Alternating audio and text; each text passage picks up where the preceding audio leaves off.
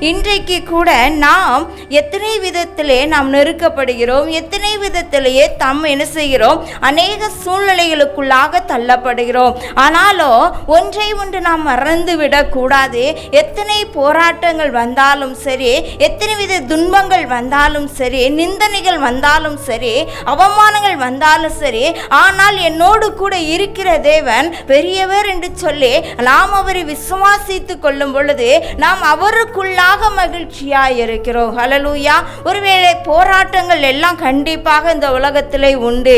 ஆனால் இந்த உலகத்தில் இருந்து ஜெயித்தவர் இந்த உலகத்தினுடைய முடிவு பரியந்தம் நம்மோடு கூட இருக்கிற தேவன், மரண பரியந்தம் நம்மளை நடத்துகிற தேவன் என்னோடு கூட இருக்கிறார் என்று சொல்லி நாம் விசுவாசத்தோடு இருக்கும் பொழுது நம்முடைய வாழ்க்கையிலே ஒரு மகிழ்ச்சி காணப்படும், ஒரு சந்தோஷம் காணப்படும். எப்படி?